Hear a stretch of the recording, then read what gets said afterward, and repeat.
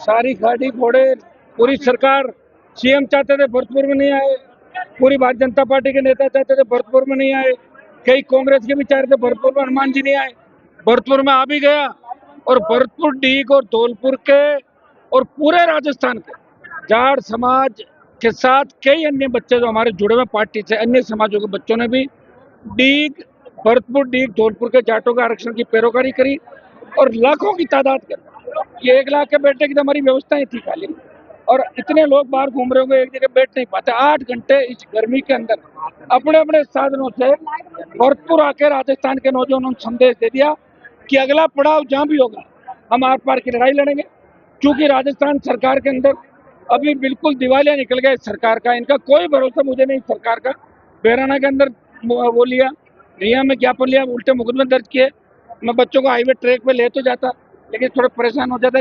और यहाँ कोई मामला, कोई सुध लेने वाला नहीं है। आईजी, संभाग जो घूम रहे हैं, एसपी, कलेक्टर घूम रहे हैं, इनके पास कुछ भी नहीं, क्योंकि जो व्यक्ति सीएम है वो कुछ भी नहीं जानता, उसे कुछ भी नहीं पता। वो बिल्कुल जैसे बच्चा होता है वैसी हरकतें रोज आप देख रहे हो। कल तो उसने उप मुख्यमंत्री को मुख्यमंत्री घोषित कर दिया खुद ही, उसको यार पता लग गया होगा कि मैं चेंज हो रहा हूँ। जो भी थी, जो जिंदा मोदी को श्रद्धांजलि दे देता है, उस आदमी को हम ज्ञापन उसके किसी आदमी को नहीं देंगे। इसलिए आरक्षण संघर्ष समिति ने कहा कि हम हनुमान जी आपको ज्ञापन दे रहे हैं। मैं दिल्ली के अंदर बात करके मैं प्राइम मिनिस्टर से भी टाइम लूंगा, लोकसभा का सत्र चलेगा, आरक्षण संघर्ष समिति को साथ लेके जाऊंगा और वहाँ इनकी वार्ता, आज तक पीएम से सीधी साइड वार्ता नहीं, वार्ता भी कराऊंगा। तो भरतपुर, डीग और धौलपुर के जाटों को आरक्षण रास्ता क्लियर करेंगे। उत्तर प्रदेश का चुनाव भी है, हम यूपी के अंदर भी कुछ रैलियां करेंगे और बड़ी रैली यूपी चुनाव से पहले दिल्ली के अंदर भी हम करेंगे, जहाँ 2 से 5 लाख लोग होंगे। और बाकी बचे हुए जो स्टेट है, चाहे हरियाणा का ओबीसी का हो, यूपी का हो, उत्तराखंड का हो, बिहार का हो, जम्मू कश्मीर का हो, चाहे पंजाब का हो, गुजरात का, जहाँ जहाँ जाटों को ओबीसी में स्टेट में आरक्षण है, दिल्ली में नहीं है, उनके लिए भी हम मजबूती से लोकसभा विधानसभा में प्रयास करते रहें और आगे भी प्रयास करके भरतपुर, डीग, धौलपुर के जाटों को उनको आरक्षण का हक और अधिकार दिला के ही दम लेंगे। इन्होंने मेरे पे भरोसा जताया, इनका धन्यवाद। और मैं इनका भरोसा टूटने नहीं दूंगा।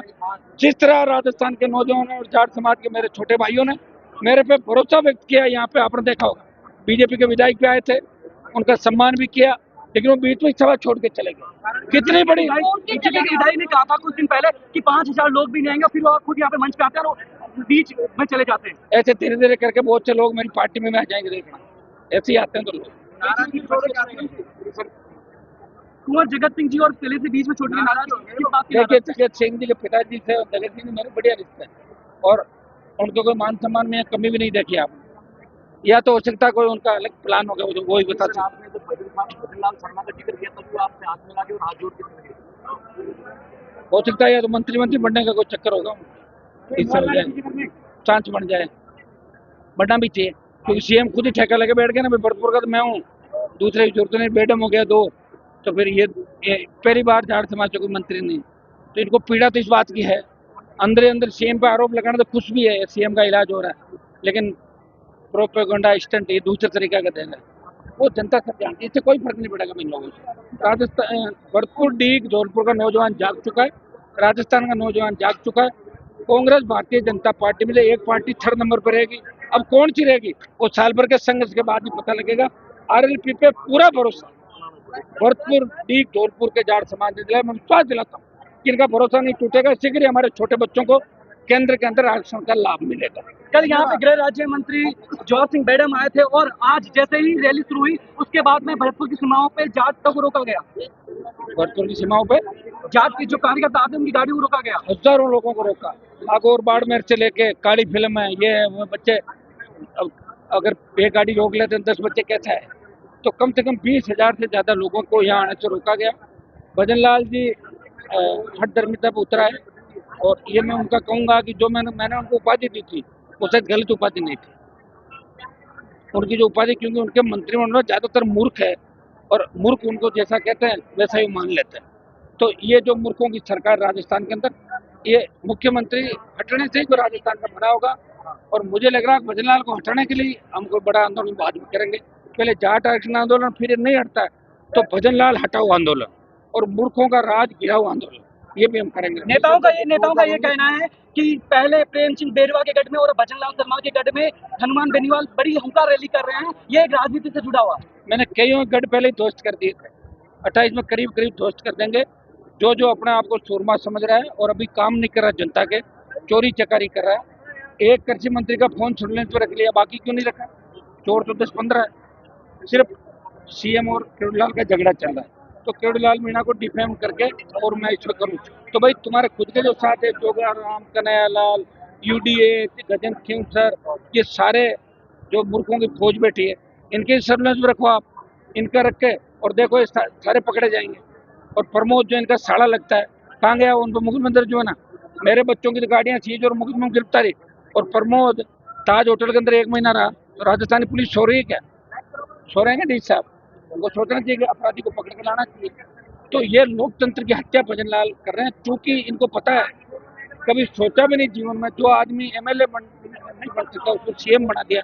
अभी ऐसे व्यक्ति को तुरंत हटाना चाहिए मोदी जी को, नहीं तो ये बहुत बड़ी बदनामी बीजेपी की करा देगा। जो खड्डा भाजपा नहीं भर पाएगी, कांग्रेस जब डूबी, जब 21 में आई, और बीजेपी डूबेगी 28 के अंदर और 10 में आ जाएगी। क्या 2019 में लोकसभा चुनाव चल रहा था, तो बीजेपी के बड़े नेता अमित शाह ने कहा था कि जाओ जाटो मेरे मूछ को बाहर लेके चले जाओ, ऐसे में बातचीत हुई थी। तो अमित शाह ने मूछ का बाल दिया था, मैं आरक्षण दिलाऊंगा यूपी, दिल्ली और उन जाटों। तो मूछ का बाल लेके बैठे अमित शाह जी, उनको जाट समाज के पास है, वो गिर भी रखा हुआ है। और निश्चित रूप से हम दोबारा बात करेंगे, गृह मंत्री से भी उनके साथ एक समय लेंगे, बाकी जाट समाज के लोगों को आरक्षण। क्या आने वाले समय में हनुमान बेनीवाल जाट आरक्षण को लेकर जो यूपी हरियाणा वहाँ के सांसदों का सहयोग लेंगे? सबका लूंगा, सांसदों का भी सहयोग लूंगा, विधायकों का भी लूंगा। और मैं तो हर समाज के आरक्षण के लिए तैयार था। जब कोई तकलीफ में होता है तो मुझे पुकारता, मैं उसके साथ खड़ा मिलता हूँ, और ये उनका हक है। जब आर्थिक आधार पर आरक्षण आप सबको दे रहे हो, फिर तो कोई राजा महाराजा पीछे रहना ही नहीं चाहिए, फिर तो भरपूर धौलपुर के जाटों को भी आरक्षण मिलना चाहिए। प्रधानमंत्री से मिलने के बाद में यदि जाट समाज की मांगे नहीं मानी जाती तो अगला कदम क्या बता तो होगा? दिया, यूपी के अंदर रैलियां, यूपी बड़ा है, हरियाणा में रैलियां, हाईवे जाम, किसान आंदोलन कहते हैं, दिल्ली में रैली, और मानेगी सरकार? क्यों नहीं मानेगी? नहीं तो यूपी में सरकार नहीं बनेगी। भाई साहब,